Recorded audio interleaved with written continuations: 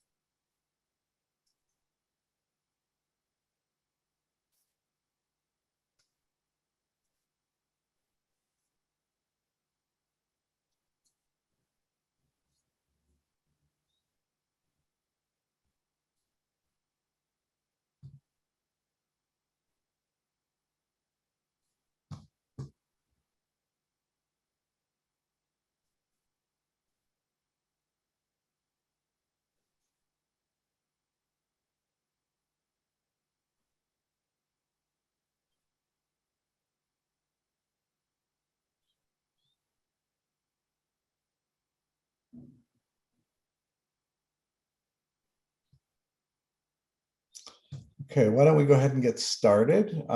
So again, welcome everybody. This Health Talks is entitled COVID-19 Variants, What Should You Know? My name is Scott Leishow. I'm a professor and director of clinical and translational science in the College of Health Solutions at Arizona State University. Again, I'd like to thank you for joining the Health Talks seminar brought to you by the College of Health Solutions. The College of Health Solutions addresses challenges facing people and communities to stay healthy, to improve their health and manage chronic disease. And we set these health talks up as one way to serve the community with timely and relevant educational content that also provides continuing education credits at no cost to those who need it. So there are a couple of housekeeping issues that I need to sort out before we get started. So here they are. So first of all, keep in mind that this session is being recorded and it will be posted on our website, asuhealthtalks.com. So after it's over, shortly after it's over, you'll be able to access it.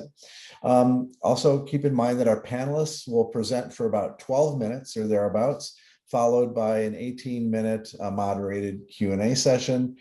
Please submit your questions through the Q&A feature at the bottom of your screen. We're not going to be doing chat, so don't do it through the chat feature. And then finally, at the end, you'll receive a brief survey asking for your input on today's webinar. If you ask for CEUs, please, this has to be completed in order to receive credit. So please fill it out. If you did not apply for CEUs, we'd very much appreciate you still filling out the evaluation, because we need your feedback on ways that we can improve this series. So again, the topic is COVID-19 variants. What should you know? And joining us today are three outstanding presenters. The first one is Ephraim Lim. Ephraim is an assistant professor at the School of Life Sciences at ASU, and he's going to discuss basic science and genetic analyses of COVID variants. The second presenter is Matthew Scotch, and Matthew is an associate professor in the College of Health Solutions. He's the assistant director for the Center for Environmental Health Engineering in ASU's Biodesign Institute, and he's going to talk about the effects of new variants on vaccination. And then last, but absolutely not least, my longtime colleague, Mark Nichter. Mark is a Regents Professor Emeritus in the School of Anthropology at the University of Arizona and the Mel and Enid Zuckerman College of Public Health.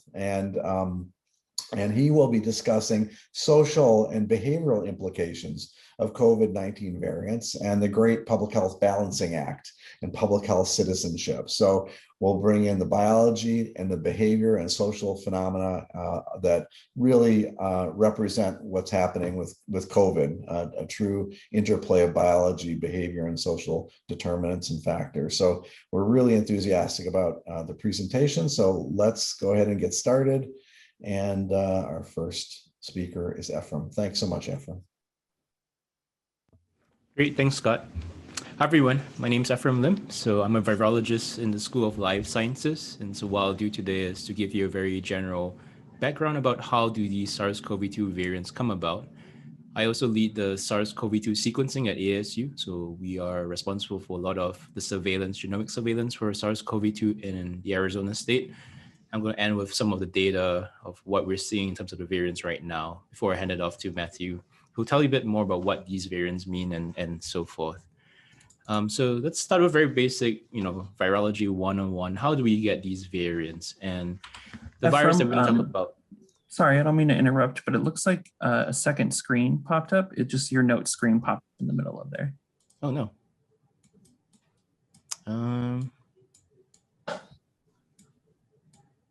There we go. Are we okay now? You are good. Sorry about that. Okay. So the virus we're going to talk about today is SARS-CoV-2. And as you know, this is the virus that causes COVID-19. And in basic virology 101, what's happening is people are getting infected with the virus replicates in the lungs, and then you get more virus, and that's coughing out, spreading to other people. And what actually happens is that if you hope to crack open the virus, inside within the virus is a genome. It has about 29,000 base pairs of RNA sequence code. And that sequence code is what determines how the virus behaves, what proteins it encodes, how does it work, how does the immune system see it, and so forth. And every time the virus replicates to make more copies of itself, that's where you then have occasions where sometimes the virus makes mistakes in its genomes. And that happens randomly and spontaneously. And these mistakes are what we then call the mutations that we see. Typically, most of the time, these mutations don't necessarily do anything to the virus. Sometimes it makes it worse. But other times, they can change the properties of the virus. And so when these mutations start accumulating in the virus as it naturally replicates, we get different combinations of mutations. And when we put these mutations together and line them up in the genome, that's what we call these variants. And so that's this combination of different mutations that arise. Important takeaway thing is, as I've just walked you through, is that these mutations occur randomly. And so when you say that this is a new variant, that does not really imply whether this is making the virus worse or even making the virus better. Either way, we're just saying that we're seeing changes in the virus. The way we identify all these mutations is using a technology called next generation sequencing. And so what you're seeing on the screen right now is actually real-time sequencing of SARS-CoV-2 variants. Each spot on this chip represents a fragment of a different virus genome that we're trying to sequence. The different colors represent the different nucleotides on the RNA virus genomes, the genome code itself. And what's powerful about this is that, one, we don't need to know, a priori what actual variants or mutations are encoded in the virus genome. It can just be read off de novo. And so any possible mutation that can occur, we can capture that by sequencing. Second thing you see about this screen here is that there are many, many different dots. That's the power of next-gen sequencing, where we can, in parallel, sequence hundreds or thousands of genomes at any given time. And taking all that data, we then stitch them all back together to then give us the full genome of the virus, and then determine what mutations and what variants we're seeing in these samples. This can be clinical samples, or this can be wastewater samples, and so forth. And this is a very powerful way that we get around to that. And now with that said, so that's how we actually figure out what these variants are. And then what I'm going to then tell you about are who these variants actually are. Mutations themselves, as I said, don't necessarily mean they're good or bad. They're just changes in the genome. However, if there are changes that affect the virus properties in these 4 different ways. These are things that we care about in particular. One is if the mutation leads to increased transmission person to person. Secondly is if the mutation affects our diagnostics. That is, if it's now affecting our ability to pick up this virus, for example, if there are deletions in where we design our diagnostic assays. So that will be a problem because we can't pick up the virus accurately. A third trait that we are concerned about in terms of these mutations is if these mutation leads to affecting our ability to treat patients with treatments, therapeutics, monoclonal antibodies, for example, or likewise, if it evades our vaccine, meaning that our vaccine is no longer able to recognize and neutralize that virus with these mutations. And finally, the fourth thing that we're concerned about is if this mutation actually leads to increased disease, clinical disease in COVID itself.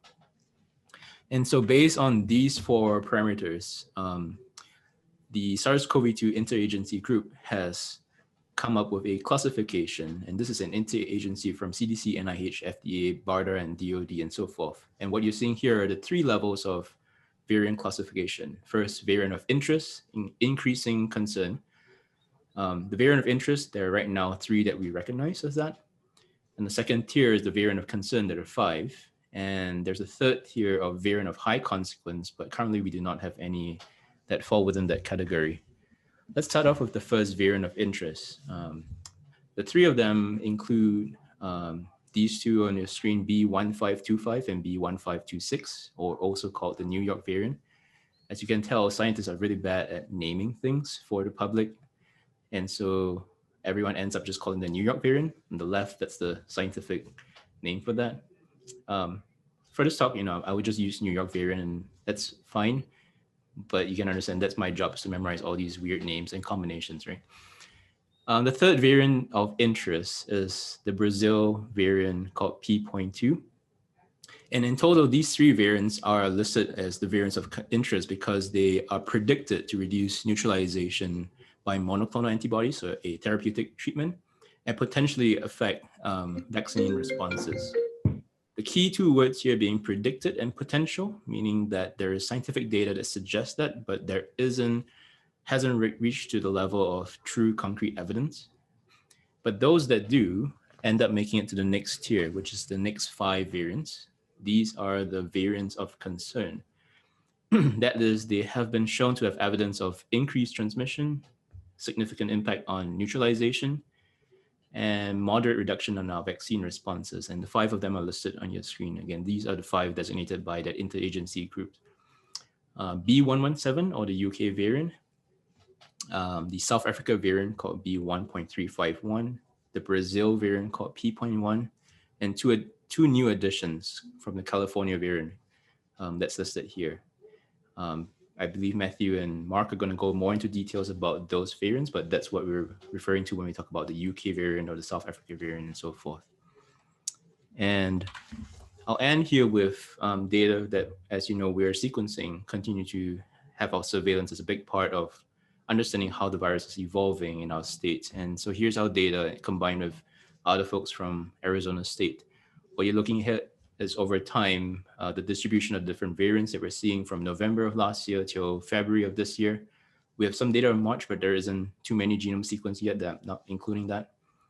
Particularly, and you can see here that the light red bar is our California variant that's rising up to pretty high prevalence in Arizona. It's about 26% of our cases right now are the California variant. The UK variant is still pretty modest, about 4% right now. We do have 3 cases of the Brazil P.1 that was reported last week, but that's still a very minority of that. And so far, we have not seen South Africa variant in Arizona itself. And with that, I'll sort of wrap it up here about giving you an introduction about how we get these variants and what these variants are, and hand it off to Matthew. Thank you so much, Ephraim. Matthew, and I just want to remind everybody before Matthew begins, please add your questions into the Q&A section. And once we're done with all the talks, I'll read through the questions that appear in the Q&A area for the speakers. Okay, great. Ephraim, can you see my slides? Or Scott? Yeah. Yep. All right, thanks. So Ephraim did a great job explaining the basics of the virus, and obviously showed the importance of sequencing. And he's been doing some great work at Biodesign, and have the privilege of working with him on some of those initiatives. So a lot of you are probably wondering what this means in terms of vaccine effectiveness now as the vaccine becomes more available to us and people are getting vaccinated. What does that mean if the virus continues to evolve like this? So this is a new paper that came out recently that basically showed the death rate from the B117 UK variant is 64% higher than I assume the traditional strain. So the variants of concern in particular are very concerning. These reports are definitely going to change as things more become known. But certainly from an endpoint perspective, there's a concern. But what does this mean from vaccine effectiveness? So first, a few definitions on what these are. Vaccine effectiveness is sort of the protection measured in an uncontrolled real world setting. So you might have heard of vaccine efficacy. That's different. Generally, when a vaccine is going through trials in a controlled setting, they report what's called the efficacy. Once it's sort of released and you don't have an ability to sort of control who gets what, is when we try to estimate the effectiveness.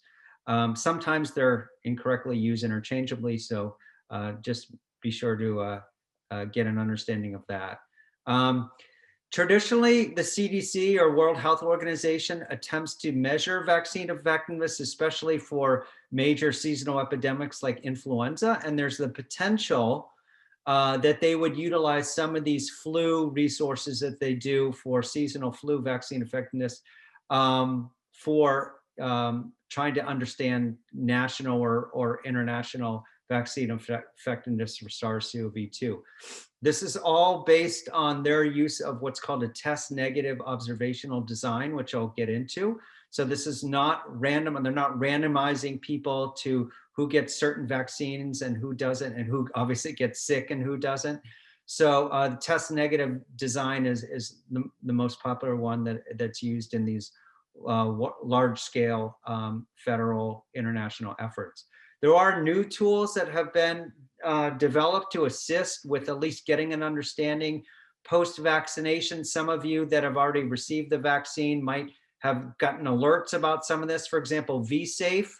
I know I got a vSafe alert on my phone that basically checks in after you get vaccinated and says, how are you feeling, since the vaccine, and it does it periodically for at least a few weeks afterwards. There's also COVID-Net that's taking advantage of people hospitalized with COVID, but again, it's just a small segment, since we know that only a small segment of the population is currently hospitalized with the disease. So here's what the test negative design looks like, and I modified this for what's traditionally done for influenza. So if you look at the top, COVID-like illness is generally a term referred to if you think of ILI being an influenza-like illness. Again, it's like, it describes symptoms and syndromes rather than definite disease diagnostics. So you basically have a sampling frame that represents people that have COVID-like or ILI-like illness. So we know what those are basically at this point. A certain segment of that sampling frame is tested. So we know the different antigen tests that are out there. So you obviously can't test everyone. And you collect certain information at baseline, including their vaccination history, obviously important comorbidities and demographic, gender, age, things that all are potential co-founders in the outcome. And then you get the results of those tests, and certain amount of people fall under the positive category, and certain amount of people fall under the negative category. And then with all of this background data, especially in relation to who was vaccinated and who was not vaccinated, the little red figures and the black figures, you're able to easily quantify through what's called an odds ratio, or in this case, an adjusted odds ratio for our different confounders, the vaccine effectiveness in this particular population. So again, this is widely done for flu. They have a network of 5 states that they do annually to conduct these large studies that involve thousands of people. It's not clear exactly how yet the CDC is going to be doing this going forward for official CDC or WHO estimates, but other studies have their own approaches as well. So you might see studies in the meantime that they measured vaccine effectiveness in their own patient populations. Okay, so what factors impact vaccine effectiveness? There's multiple factors. The genome itself, as Ephraim described, has elements of, in certain sites that reflect changes in immunogenicity. So we know with flu, we have this notion of antigenic drift where the surface proteins, hemagglutinin and neuraminidase, can evolve over time, and this impacts the immunogenicity of the virus, requiring new vaccines, seasonal vaccines every year. The same is likely to happen for SARS-CoV-2. So we know, for example, that this one amino acid mutation, the E484K in the receptor binding domain of the spike protein, is important for reducing neutralizing antibodies for certain variants of concern. So the virus genome itself plays a very important role in impact of vaccine effectiveness. But it's also about the host, right? So people of different ages, comorbidities, based on what, whether they have certain underlying health factors, and obviously age is a confounder in pretty much every epidemiologic study out there. But we're also learning that it's not just about antibodies. That new studies have come out, and there's a new report in Nature how these killer T cells, as well as the CD8 cells, CD4 cells, can impact long-lasting immunity. So it's not going to necessarily protect you from getting infection, but it could have a huge impact on whether you get severe infection post-vaccination. All right, and then obviously the study design, if you produce basically a poorly designed observational study, you might be over or underestimating the true vaccine effectiveness out there. So, the scientists themselves have a responsibility of designing a study that is taking into account these different biases. Okay. All right, so I mentioned that. So this is just some of what we know right now. I don't have the full exhaustive list of what we know, and others on this call and on this panel might be able to offer more things. But what I was able to come up with is both Pfizer and Moderna, the 2 mRNA vaccines, are testing against these variants of concern. Pfizer in particular has provided NIH with updates for B131. That's a South African variant. Recently reported the AstraZeneca Oxford vaccine is very poorly effective against B1351, which is a South African variant. In fact, 93% of the cases it found in the study were caused by the B131, and overall only 22% effective, right? So obviously that's going to need to be improved. Johnson & Johnson is less effective again against B117 and Win351 variants than it is against the standard, I hate to say the word standard virus at this point, but it's not as bad as the Oxford. So it's still, I don't remember what the numbers, it's in the 60s or 70s. It's not 22%. The New York City variant of concern also has that mutation, the receptor binding domain, which could become problematic, but it's one of the newer variants of concern, and more tests are needed at this point. More studies are needed. And again, this stuff changes basically by the day. So this is just a snapshot. Going forward, in my opinion, the best vaccine is the one that's currently available to you at the time.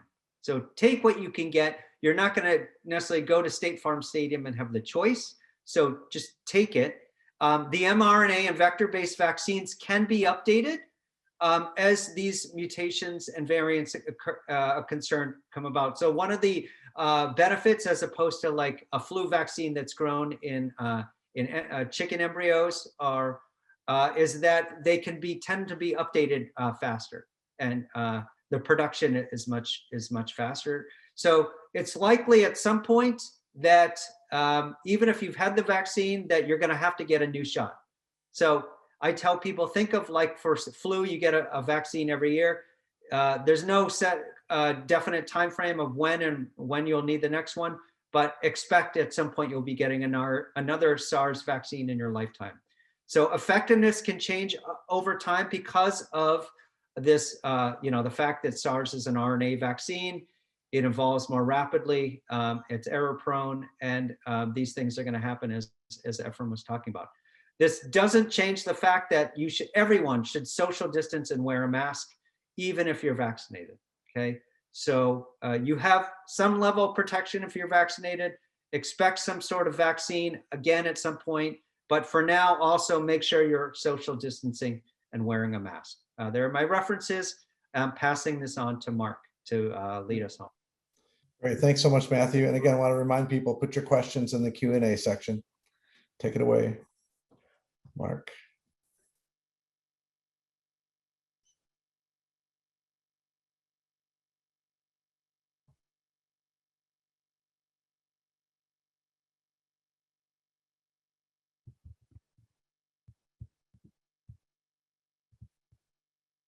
Oh, you're on mute, Mark.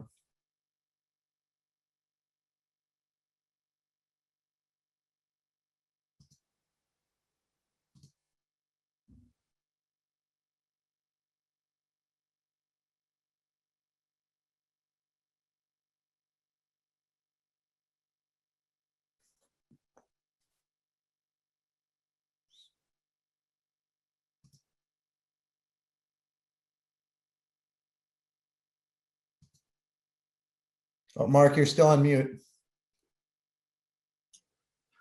Am I okay now? There we go. Yep. Great, thanks. So we're going to pivot now from talking about biology and immunology to talking about some of the real world social aspects of what's going on in terms of how the public is understanding the information that they're receiving.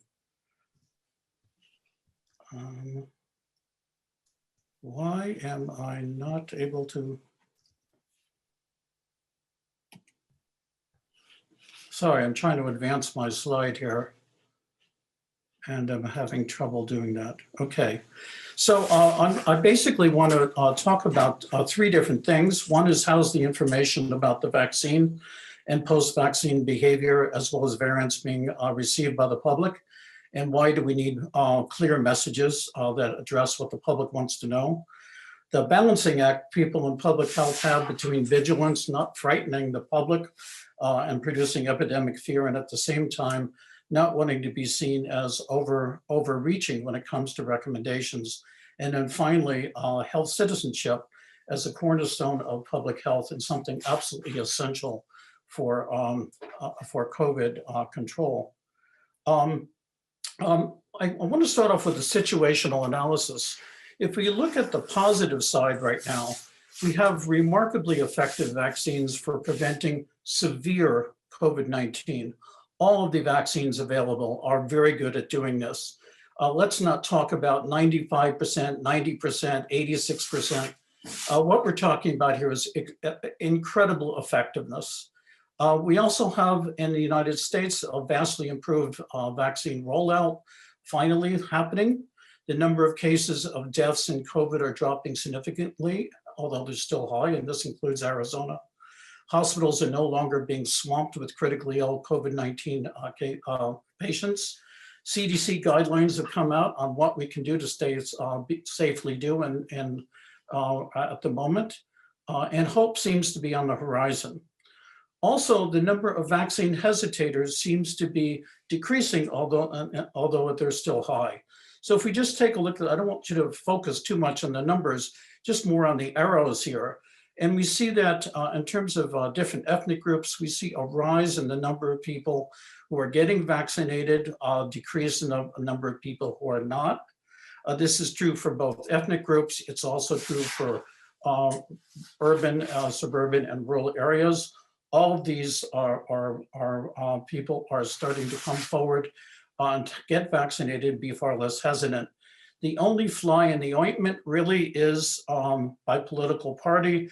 I do not want to get into politics here. I'm just presenting the data, but we do see the one group that does not seem to be responding so well to be Republicans. I put Republicans in quotation marks actually, because I think that this is lumping a lot of different kinds of people together. If we look at the concern side of the equation, what do we see? We see about a third COVID wave hitting Europe. This is largely the B.1.1.7 variant. And this has been associated with both the variant and relaxation of mitigation behavior and opening society too soon. We also see in the United States reports, and I emphasize the word reports here, of over 50% of cases coming from Florida, Texas, and Georgia, as well as New York City being some form of variant, the most common one being the B.1.1.7. There's also a lot of mixed messages about the efficacy of vaccines. Unfortunately, whenever we hear the word variant, a lot of the people, a lot of folks in the public kind of lump all these variants together as if they're one.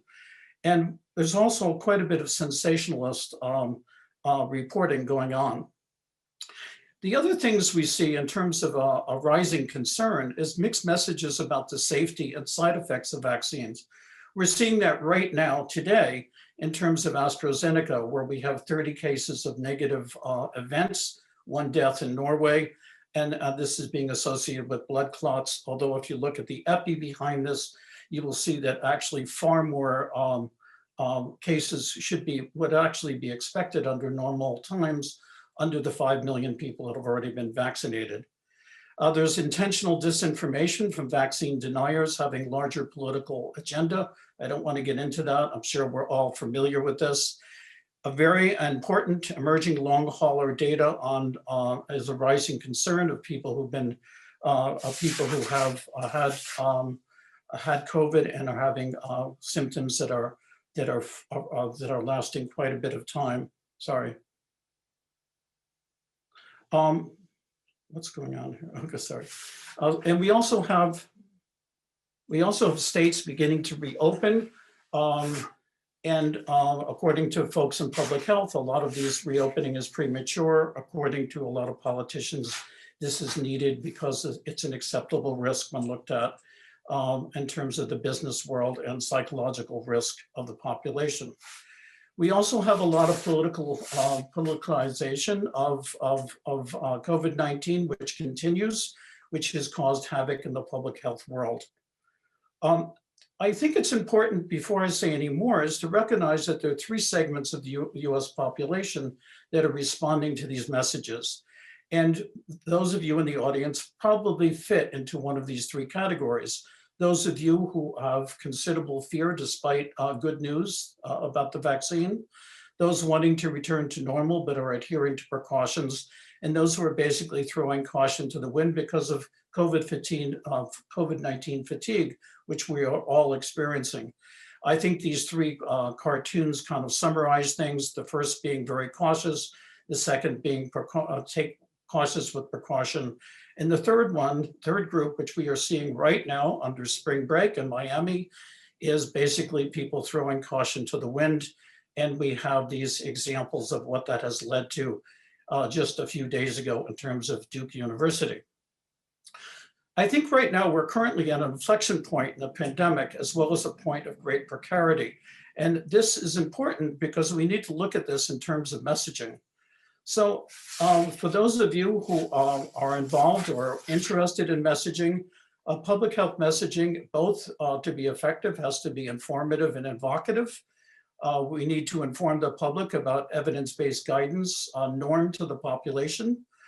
This entails both epidemiology and translational research, what a lot of us here in public health are involved in, and health social sciences. We have to address public concerns that are attended to what the public wants to know. And we have to look at the pragmatics of our advice, as well as social issues that entail things like collective and social self-efficacy, hierarchies of risk of what's most important in people's lives. And to be most effective, we have to move from individual behavior change to changing social norms. So let's take a look at COVID-19 vaccination messaging in relationship to the variants and what's happening now.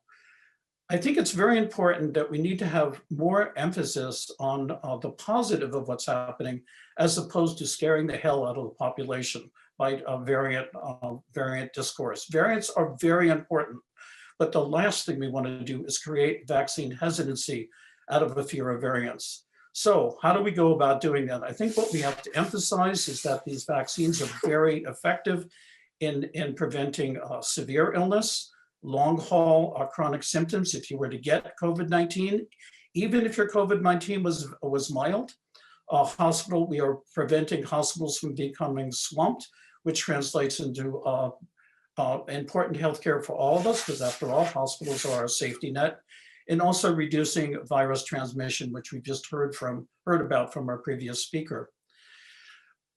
Post-vaccine messaging also needs to address common queries that are coming from the public.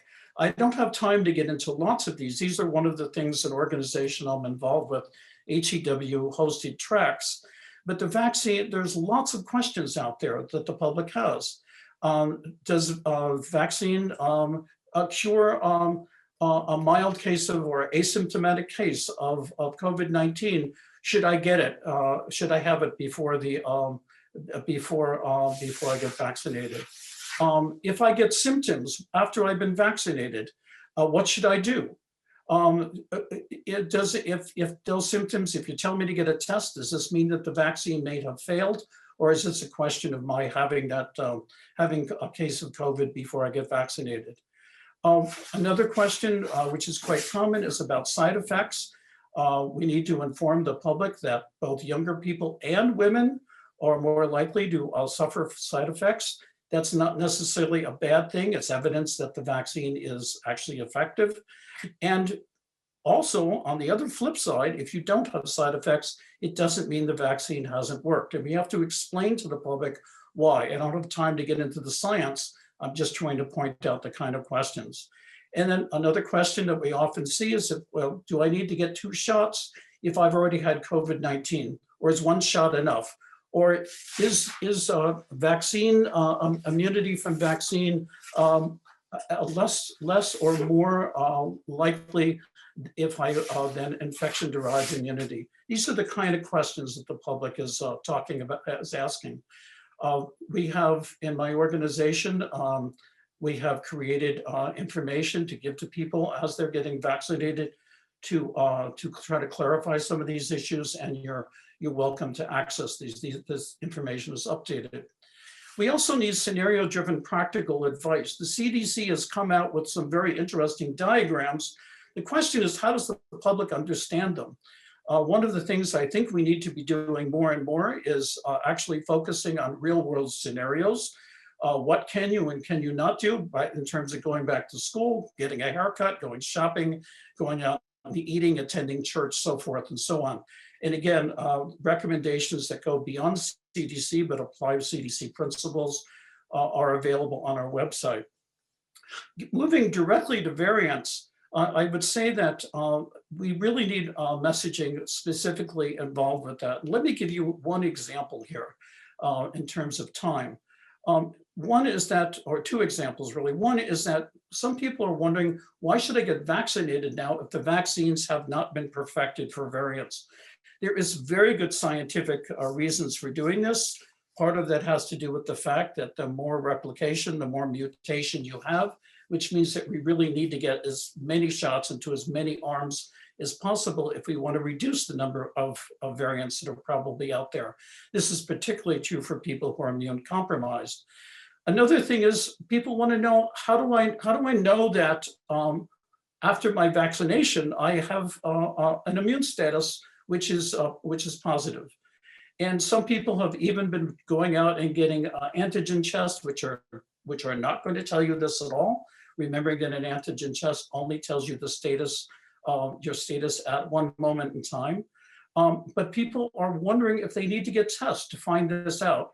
And part of the problem here is exactly what was mentioned by Matthew. which is that there's not enough information out there to the public to understand that it's not just antibodies, but also T cells that have something to do with immunity. These things are things that the public need to know and want to know. Another aspect of this is the mental health side of it. The mental health is a huge issue. And one of the factors that has not been talked about enough is that the problem with COVID-19 is that the symptoms mimic so many other illnesses. And we really need to balance transparency about the variants along with concerns about what I would call textually transmitted fear. And that is that if we start talking too much about variants, then the problem is that when people, after they've been vaccinated, if they suffer any kind of a health problem, which could remotely be involved with COVID-19, they are worrying that perhaps they have gotten a variant strain. So just 3 more slides to go here. I think one of my points is that messaging is needed. Doom and gloom messages at a time when COVID-19 prevalence is waning really can undermine public health mitigation efforts. We see this with real world data in terms of what it is that the public is concerned about. They just want to know that these vaccines are effective in preventing illness. We should be translating that into severe illness. Public health appeal also requires more than just data. It requires really moral framing in order to be evocative. And we have to appeal to people's moral identity if we want to motivate action that is inconvenient or restrictive. And here, if we take issues like, why do you need to wear a mask after you've been vaccinated? It's really important to establish personal as well as social relevance here, and also to play up the idea of collective responsibility that is not abstract, but family and neighborhood business oriented, as well as not wanting to swamp the healthcare system. I think the bottom line is we have to give an identity to people who follow public health advice that is a positive moral identity. And I think the respect that people gain for doing this has to offset the sacrifices that we're having to make. This is my last slide. I think it's one of the most important ones. This goes beyond COVID-19. It really addresses the idea of how central health citizenship is to public health. Pandemics remind us we're all in this together. And when I talk about citizenship here, I'm talking about it as a verb, not as a noun, not having something to do with entitlement, but the idea of what does it mean to be a citizen? What does it mean to care about other folks in your community? I think variants remind us that health disparity and the presence of immune compromised populations affects us all. They are the most likely incubators for variants. Not all people are going to be equally involved in this. And I think that this really speaks to why health disparity is so important to address. Also, the idea of masking social distance vaccinating messages need to appeal to a public in a way that really is aligned with core American values. And values that supersede this idea that if I'll protect you, you protect yourself, everybody is separate here, and you're in this on your own. I think that we really need to be looking at ways of addressing this, not just for COVID-19. Scott knows from his work in tobacco control, this was exactly the same issue with secondhand smoke. I could give you example after example in terms of infectious and vector-borne diseases. This is the same message over and over again. This is a huge challenge in the US. COVID-19 reminds us what a challenge it is, and we need to be addressing this full on. I would hope, starting in elementary school and in high schools, of getting this message across. Thank you very much. Wonderful. Thanks so much, Mark. So, so we can open it up to questions. There have been a number of them raised in the Q&A, and I'll just start at the very top and jump into them, and you know, the speakers can jump in as they wish. So the first question is, do you consider it safe currently to travel to California and other areas where the variants are high? I guess I can take a stab at, you know, it's just an opinion, obviously. You know, I think there's been messages, especially from Dr. Fauci about, you know, not having this false sense of security at this point, that, we're doing much better than we were. We're getting the people vaccinated, but we still have to be careful about where we go, when we go, and how we interact with people. Um, I think it's a personal decision. If you have to go to see family and or do things like that, then be sure to wear a mask and social distance. But I'm not sure this is still the right time, or to plan long trips and not wear masks and be around other people, whether the variants are there or not. I would just say if you're planning on going, if it's important to you to go, just be careful about where you go and how you interact with people and things like that. I don't know if Right. others have things to add. Yeah, I would chime in with one thing, and that is really that everything, I agree with everything you've said, Matthew.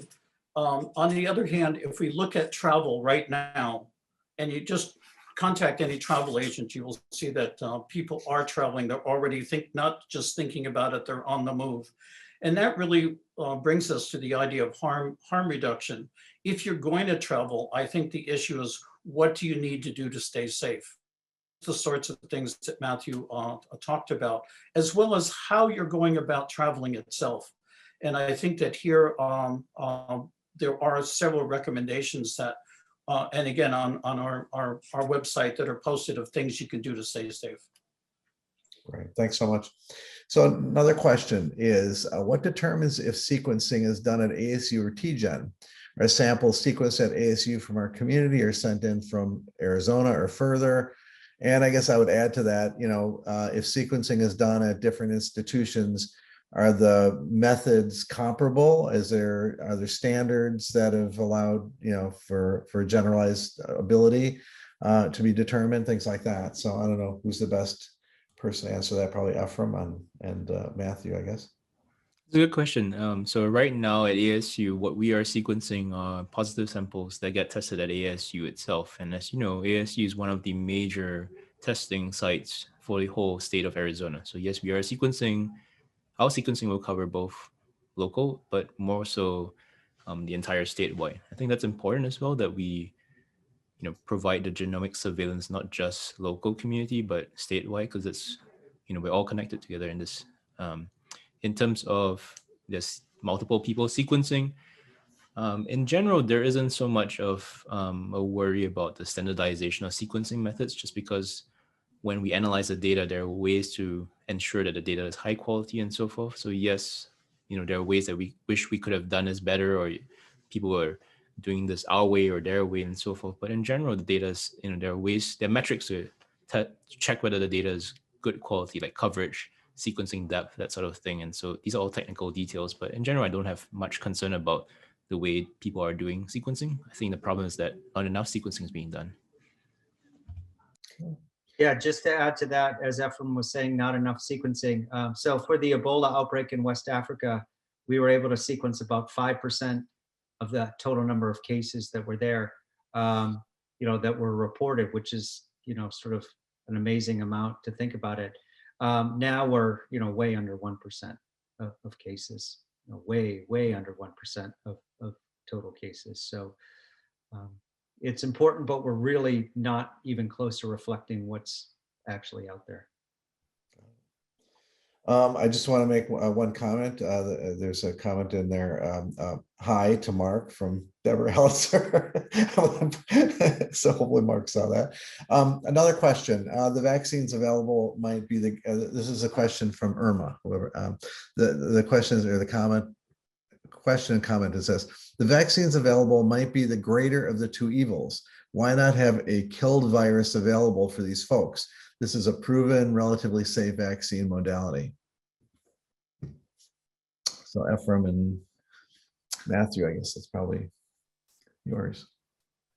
I mean, I think these were the mRNA has been around for a little bit, but it's sort of showcased now. And I think it was, I don't know why Ephraim, you might know why they sort of early labs focused on mRNA for this once they got the reference genome from Wuhan. But it's sort of that technology took off. I think there was an understanding that there would have to be a sort of adaptive in the face of, this unknown pandemic and how this thing is going to evolve.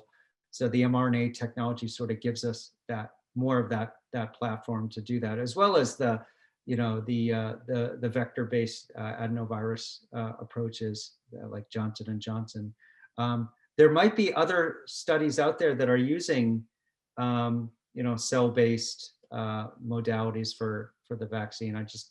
They haven't been as highly reported, I guess. I don't know, Ephraim, do you have anything else to add? It is a good question. So historically, there hasn't been a coronavirus vaccine yet. So when you're talking about the inactivated virus, that's a proven technology or a proven method for other viral vaccines, but not so for coronaviruses. And although they're all viruses, actually each different family of viruses matters and differs from one another. So in terms of the authorization, the FDA approved ones, the mRNA ones were the first two that got approved, so Pfizer and Moderna, and those were mRNA based. And the speed of that was in part because of the existing platform of an mRNA development in coronaviruses that got quickly adapted by Pfizer and likewise by Moderna. And so those are the first one that arrived at the finish line of getting to clinical trials and so forth, getting approval. There are many other vaccine platforms still in different phases of clinical trials, and some of them include the inactivated ones that you mentioned as well. So it's just a matter of time, I think. Let me, if I could ask a follow-up to that. So do you folks think that the mRNA approach will get us closer or move us in a better direction towards sort of a universal, a vaccine for this particular virus, or is that, I mean, we're such that variants might not really make a difference? Any thoughts on that? Because is that even possible? What do you mean by universal? So like Well, one that would handle all possible variants of a particular virus. Well, you never sort of know, everything's a snapshot in time, right? So, Right. I think it's hard to sort of regulate that, okay, we're just going to have one and that's going to be one that's going to use it and these other companies aren't going to be able to. Well, the reason I'm asking is I've read that there's a clinical trial going on now looking at a so-called, I mean, it's sort of a universal virus for flu. Yeah, that's been going on for years. Yeah. Yeah. So is it possible for for this coronavirus as well, or no? Is that even in the realm of possibilities? I haven't Maybe heard not. about any such thing. I think they're still working on just the early stages here and trying to battle these variants of concern. And I think a lot of the technology that these are developed in, as I said, will allow them to adjust more easily as variants come about. There's always going to be, as I put in my slide, the effectiveness is always going to be it's going to be a fluid thing. It's going to change over time. And it changes based on groups as well. So Yeah. it's one of those things, as Ephraim was saying about the sequencing, we need to make sure we are getting a large population, being inclusive about who we're sequencing as well, so that we really understand as this thing evolves, how is effectiveness changing across these population groups. The coronavirus, the SARS-CoV-2 is actually, we've been sort of bombarded by it the last year, but to be fair, it's a new virus altogether. But as we're seeing right now, the emerging data that some of these variants does affect our neutralization post-vaccine sera. So that already tells us that there's going to be a little bit of challenge getting a universal vaccine for this virus as compared to some other viruses. For example, like the yellow fever vaccine, it works really well and you don't need, that in itself was essentially the universal vaccine for all yellow fever viruses. Right. Now, the challenge here is going more into the biology is that the vaccine is what we're giving to the person to induce a host immune response. And everyone responds differently to the vaccine that comes in. So it's not, even if we know what we should be targeting in the virus to be universal and cover all coronaviruses, for example, that isn't a challenge. The challenge is to make the host, the person who receives the vaccine, generate that same type of antibody response. And that's really hard because that's not predictable. All right. Okay. Next question. This is maybe for Mark or others as well, but any tips for talking with family, friends, coworkers about the vaccine? I hear, quote, this is a person writing, I hear, I'll let other people test it out first a lot. Sure. I mean, the most obvious one is the fact that the folks who know the most about this, healthcare providers, are the group that was taking them first, and we have the most data on. So if you have huge percentages of doctors and nurses taking this vaccine, obviously we would not be threatening our safety net. That's an opening salvo. I think the most important thing, though, when talking to family is not to is to listen, and to listen what the concerns are, and to provide information to address those concerns. Again, I think the severity of what I'm trying to mention is protection against severity and what would happen if you got a severe infection.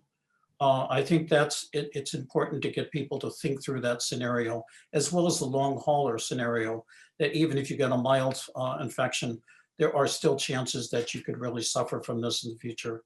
And the other, I would just say, is really talking about social relationships you care about and social interactions you want to have that you can have safely if you're vaccinated. If you're not, your risk is much higher. And I think that's about as far as you can go. So next question, when it was stated that B1351 was the most common, can you please define most common symptoms? What do you mean most common? I'm just reading what the person wrote, so I'm not sure what that's referring to. It just says was the most common. B1351 was the most common. Can you please define common symptoms? Oh. If you can't answer it, I can move on. Yeah, I mean, in terms of symptoms, these are posted very widely. I have not seen great Right. differences in symptoms between variants, unless Ephraim and Matthew, you know of any. I have not heard of any. Yeah, drastic I haven't differences. I haven't heard any just like pathognomonic distinguishing symptoms between the variants. You'd have to basically sequence the virus at this point, or Got it. There, Okay. there is, however, there is differences between ethnic groups. Like, for example, the loss of smell, which is a great indicator, a great sign, is not as common among some groups of Asian Americans. But other than that, Okay, let's keep going. We've got some more questions. Does a larger caseload in a given country provide greater opportunity for new variants?